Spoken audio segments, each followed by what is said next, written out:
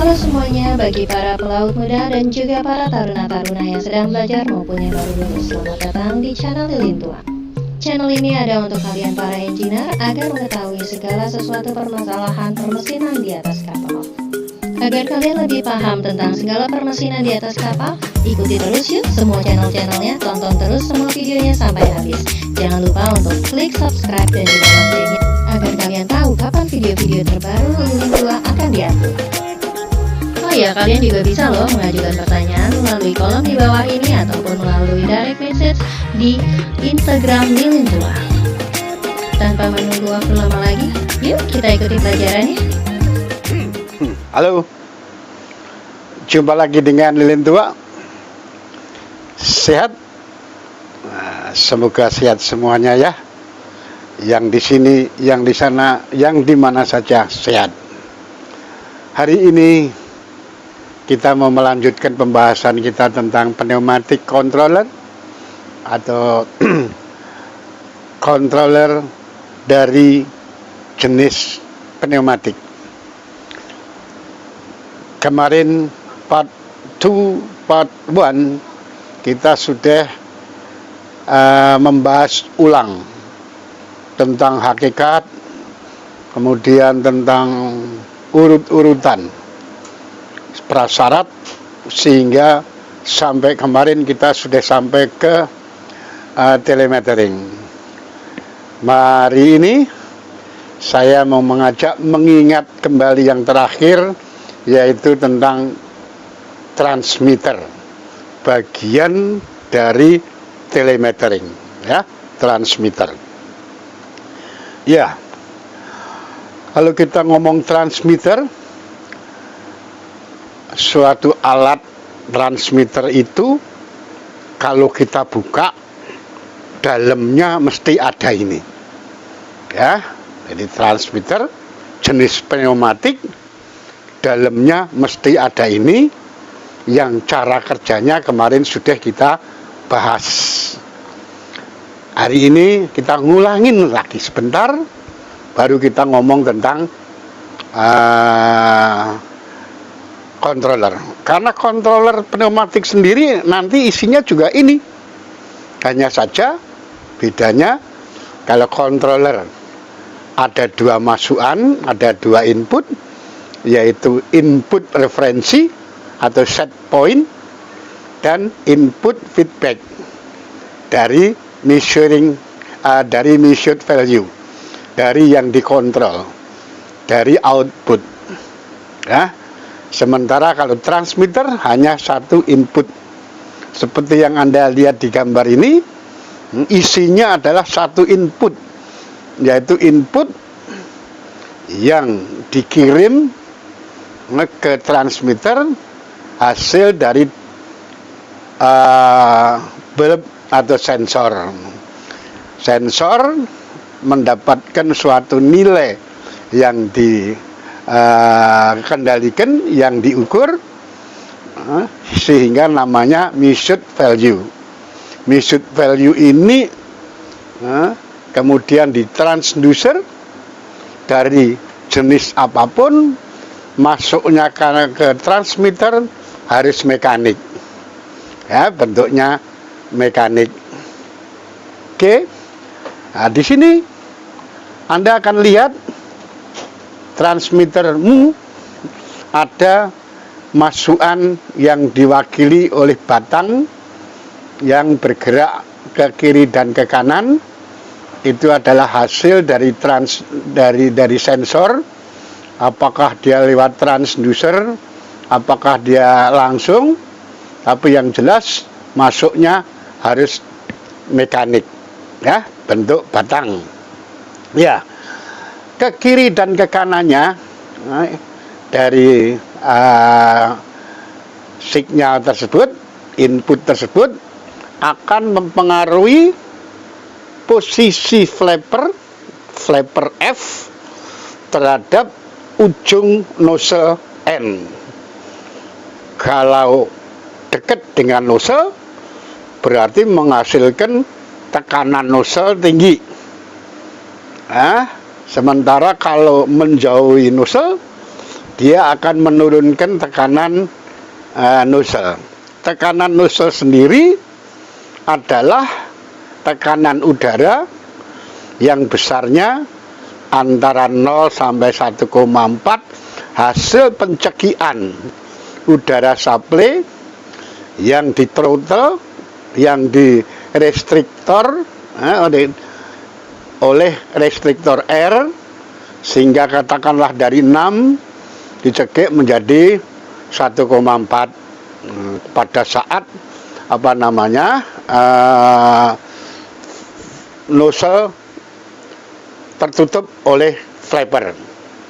Sementara nanti sesuai dengan karakteristik yang kemarin kita bicarakan, dia pada jarak tertentu dan selanjutnya jarak 1/4 D kuadrat 1/4 D, dia akan mempunyai tekanan nozzle yang tetap 0,1 bar. Ya, kita ingatkan ini semua ada di dalam transmitter. Ingat, input jangan terjebak dengan panah. Jangan US. US itu adalah udara supply. Dia adalah tenaga yang bercabang masuk ke nozzle. Tekanannya dicekik oleh restriktor, sementara yang langsung katakanlah 6 bar masuk ke amplifier A, ya. Keluar dari amplifier kemudian bercabang. Sebetulnya itu langsung merupakan output. Sebagaimana kita pelajari kemarin ada take off point, maka harga ke O di cabang kemanapun sama. Nah, harga yang sama dengan O ini dicabangkan ke B. B itu adalah feedback below, yang fungsinya bersama-sama dengan amplifier untuk melinearisasikan sinyal dari karakteristik input dengan gerakan flapper dan nozzle. Maka pada saat dia nempel di flapper, tekanan tertinggi 1,4 bar, kemudian membentuk karakteristik pada saat dia bergerak menjauhi. Nah, ini yang tidak linear ini tidak bisa dipakai. Yang dipakai adalah yang linear. Karena nyari yang linear, maka dicari yang sepotong kecil. Seperti kemarin kita terangkan, sebagai contoh kita berdiri di bumi, di dunia ini. Dari jauh dunia itu, bumi itu bulat. Tapi pada saat saya duduk ini, saya duduk di permukaan yang rata, linear. Karena sepotong dari sekian gedenya. Ini juga gitu, sekian dari sekian bentuk karakteristiknya. Oleh karena cuma sekian, maka ini tidak mampu untuk dipakai pada keperluan selanjutnya output. Maka yang sekian ini perlu di-amplifying, perlu ditingkatkan, ya, di amplifier. Kemarin kita juga sudah ngomong tentang apa itu amplifier. Ada jenis-jenisnya amplifier. Amplifier yang bocor, tiris amplifier, bleed amplifier, dan non-bleed amplifier. Ada amplifier yang direct action dan indirect action, ya. Oke. Jadi kita ingatkan kembali, ini semua sudah kita bahas di bab telemetering. Namun demikian, ini perlu saya ingatkan agar nanti pada saat di controller kita ketemu ini nggak kaget lagi. Ya, karena Anda barangkali lupa apa itu amplifier, kita sebutkan di sini, kita jelaskan di sini. Salah satu dari jenis yang kelihatan di gambar adalah amplifier jenis bleed, jenis bocor, ya. tadi ada cabang udara supply, satu setelah di restrictor masuk ke nozzle, menghasilkan tekanan nozzle PN. PN itu karena masih belum linier, maka masuk ke amplifier. Di PN itu adalah masuknya tekanan output dari nozzle, ya, masuk ke ruang di atas membran. Tekanan itu akan menghasilkan gaya yang menekan membran sebesar PN kali luasnya membran M. Pada saat kondisi keseimbangan, ya, nah, saya ulangin, udara supply bercabang, satu masuk nozzle, jadilah PN, yang satu lagi masuk ke bawah, masuk ke amplifier, nilainya masih nilai belum dicekik, berarti nilai 6 bar udara supply US itu. Nah, pada saat terjadi keseimbangan normal, itu posisinya katup yang atas bawah itu adalah seimbang. Artinya PO, P output yang dari amplifier itu masuknya lewat klep spring, klep yang di atas spring, dengan yang keluar ke udara itu sama, ya, baru ke output PO. Kalau terjadi perubahan posisi flapper dan nozzle karena adanya input dari sensor, maka PN akan berubah. Kalau PN berubah besar, maka posisi klep yang di atas mengarah penutupan. Berarti dia mengarah ke penutupan apa itu Mas namanya, penutupan bocoran, ya. Sementara yang klep bawah di atas spring itu membuka lebar, sehingga akan terjadi udara yang bertekanan 6 dikurangi sedikit oleh tergantung besar kecilnya laluan di katup S, dikurangi yang bocoran, jadilah PO. Ini masih jauh lebih besar dibandingkan PN-nya sendiri, ya. Nah, ini selama dia bekerja ada udara yang bocor lewat ventilasi A. Ini adalah amplifyingnya, ya. Jadi amplifyingnya terletak di mana? Amplifyingnya terletak di US dan PN. Kalau PN cuma 0,1 sampai dengan mungkin 0,4, nah, karena cuma diambil sedikit. Nah, sementara yang di bawah yang diatur tekanan udaranya adalah antara 6 yang belum diapa-apain sampai diatur oleh katup ini. Jadi PO-nya akan jauh lebih besar, teramplifying oleh susunan membran dan klep ini. Oke. Nah, sementara ini adalah yang non-bleed. Non-bleed ini amplifier yang pada saat bekerjanya dia tertutup rapat, tidak ada bocoran. Tapi pada saat masih belum bekerja, sebelum ada perubahan PN, dia masih ada bocor ke luar, yaitu yang sebagian masuk ke output, ya, yang belum bekerja apa-apa, masih 6 bar dikurangi tergantung bukaannya amplifier yang ball valve-nya. Nah, sementara kalau nanti ada perubahan dari P nozzle yang disebabkan oleh bergeraknya flapper dan nozzle, maka tekanan PN akan besar.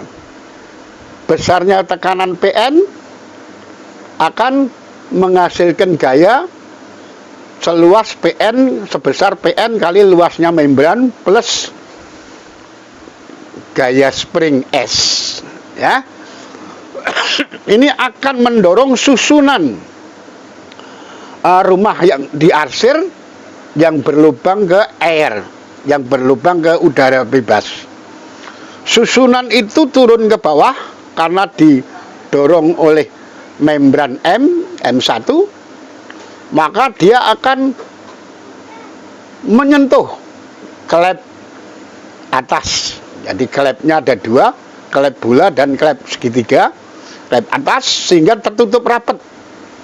Tertutupnya ini makin gede PN-nya, dia makin kedorong, sambil tertutup, sambil kedorong ke bawah, yang artinya apa? Makin membuka lubang laluan antara dudukan klep dengan klep bolanya, sehingga PO, P output akan lebih besar. Ini letak amplifiernya di sini.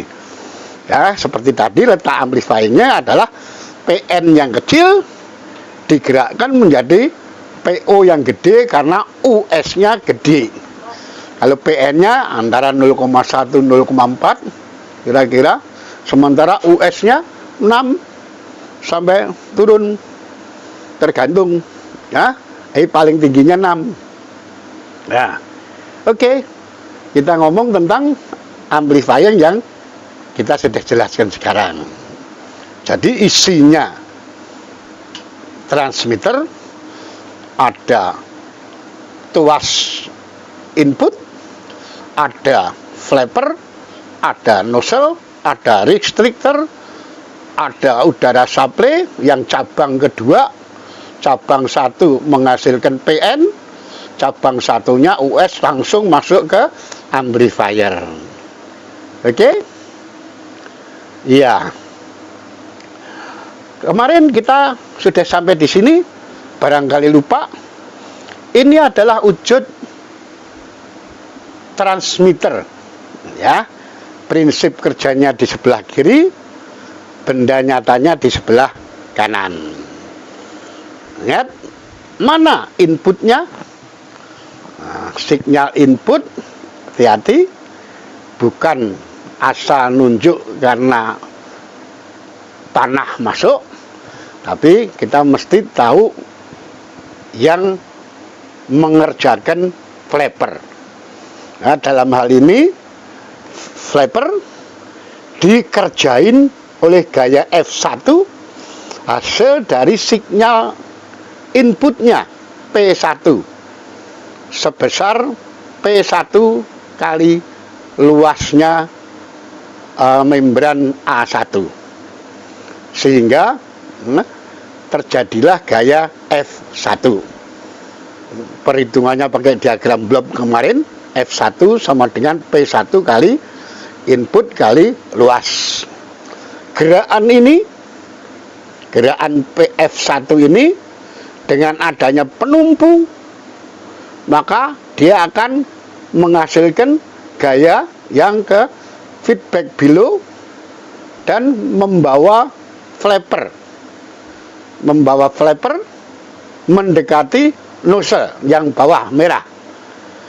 Nah, dengan mendekati flapper, maka terjadi tekanan nozzle yang tinggi yang akhirnya dikasihkan ke amplifier, baru bersama-sama dengan udara supply yang bercabang tadi, yang tadi bercabang, yaitu bercabang ke nozzle setelah di restriction oleh restriktor, dan kemudian keluar bersama-sama yang dari amplifier setelah dilinearisasi dan di amplifying.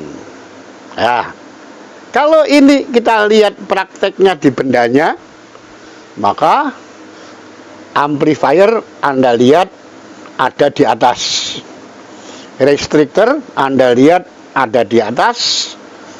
Yang di atas masuk itu bukan input, Yang masuk itu adalah udara supply yang dicabang dua, satu ke amplifier, satu ke nozzle lewat restrictor. Ya, oke. Mana nozzle-nya? Nah, nozzle-nya ditunjukkan itu ada nozzle. Nah, sementara inputnya apa? Inputnya adalah yang menggerakkan nozzle. Yang menggerakkan nozzle apa? Sinyal input P1. Yang pada teorinya prinsip kerjanya P1-nya di atas itu ngerjain membran, tekanannya bekerja di membran, itu yang di bawah sinyal input P1 ngerjain membran. Nah, di samping ngerjain membran, dia juga menggerakkan batang yang putih, di mana batang putih itu nantinya akan menggerakkan flapernya. Nah, flapper ini yang akan mengatur jarak antara flapper dan nozzle. Besarnya jarak berarti mempengaruhi besarnya tekanan nozzle. Nah, tekanan nozzle kemudian di feed belowkan menjadi output yang sudah linear dan sudah di amplifying. Ya, ini adalah transmitter dengan masukan satu arah. Nah, yang satu arah. Tapi tetap untuk transmitter hanya cuma punya masukan satu arah. Masukan, ya, input yang didapatkan dari sensor, input yang didapatkan dari measured value, input yang didapatkan dari real condition atau real value. Ya, sementara ini adalah transmitter, ya, yang masukannya dua, bukan masukan input referensi dan input feedback, bukan. Dia tidak punya input referensi. Dia hanya nerima input yang dari sensor. Jadi transmitter hanya mempunyai input dari sensor, ya, dari yang dikendalikan. Dalam hal ini transmitter yang kayak demikian disebut differential transmitter, pressure differential transmitter, DP transmitter, differential pressure transmitter. Kalau lihat kenyataannya, gambar realnya, alatnya ada dua lubang. Itu satu lubang saluran tekanan tinggi, yang satu saluran tekanan rendah. Umpamanya dipakai untuk mengetahui perbedaan tekanan sebelum dan sesudah filter, ya. Filternya pompa, sistem pelumasan, filternya intercooler. Nah, bisa menggunakan ini, ya, di mana di sisi teorinya itu ada dua masukan. Yang bawah kanan adalah yang tekanan rendah dan tekanan tinggi. Mana yang menang? Nah, dia akan menggerakkan batang yang dihubungkan dengan flapper. Flappernya ini akan mempengaruhi jarak dengan nozzle sehingga akan menghasilkan tekanan nozzle. Tekanan nozzle didapat dari udara supply yang terbagi tadi. Yang satu lewat restrictor, yang satu langsung ke amplifier, kemudian dua-duanya di feedback belowkan sehingga output sinyal dari transmitter yang ditulis sinyal output itu merupakan sinyal output yang sudah linear dan sudah di amplifying sehingga mampu untuk digunakan untuk selanjutnya. Umpamanya dikirim ke controller, itu sudah dalam bentuk linier dan tekanannya sudah tinggi, tidak 0,1 sampai 0,4 dan itu enggak, tapi sudah tinggi. Demikian juga hal ini yang perlu Anda kuasai. Karena nanti kalau kita sudah ngomong controller, barangnya hampir sama, lebih ruwet, tapi prinsipnya sama. Beda nyatanya adalah ada input referensi atau disebut set point, ya, atau apa namanya, disebut input yang kamu setel, kamu kehendaki, dan input feedback yang dikirimkan oleh transmitter ini. Oke. Untuk hari ini saya sudah lengkap menjelaskan ulang tentang transmitter. Ya, jadi transmitter untuk jenis pneumatik, saya ulangi, ada input dari measured value yang dikirim oleh transducer, ya, oleh sensor, masuk mempengaruhi jarak antara flapper dan nozzle dan mengakibatkan terjadinya tekanan nozzle yang berubah. Tekanan apa? Tekanan udara yang dimasukkan setelah dicekik oleh restrictor, ya, antara 0 sampai 1,4 bar, tapi pada prakteknya bukan 0 nanti hasil keluarannya. Hasil keluarannya sesuai dengan karakteristik adalah 0,1 bar pada saat jarak terjauhnya dari ujung mulut nozzle H itu sama dengan 1/4 di diameternya nozzle. Itu 0,1 dibawa kemanapun, makin jauh pun tetap nilainya 0,1. Sementara kalau nutup rapat 1,4. Kemudian ada feedback below bekerja sama dengan amplifier, dipergunakan untuk melinearisasikan dan mengamplifyingkan. Kenapa harus diamplifying? Karena akibat dari linearisasi yang hanya didapat dari sebagian kecil dari sistem karakteristiknya, maka harganya sangat kecil, maka perlu diamplifying oleh amplifier yang kemarin juga tadi saya juga sudah mengulas ulang sekilas. Ada amplifier bocor, ada amplifier non bocor, bleed amplifier and non bleed amplifier, ada amplifier yang bekerja secara langsung dan amplifier yang bekerja secara tidak langsung. Kemudian hasilnya ke sana, dari sini nanti baru ke controller. Oke. Besok kita sudah sampai controller lagi. Karena ilmu untuk menatap controller sudah selesai. Saya anggap Anda sudah masuk semuanya. Kalau belum masuk, Anda boleh tanya. Oke? Sampai jumpa besok dalam kondisi yang sehat, lebih cerdas. Salam dari lilin tua.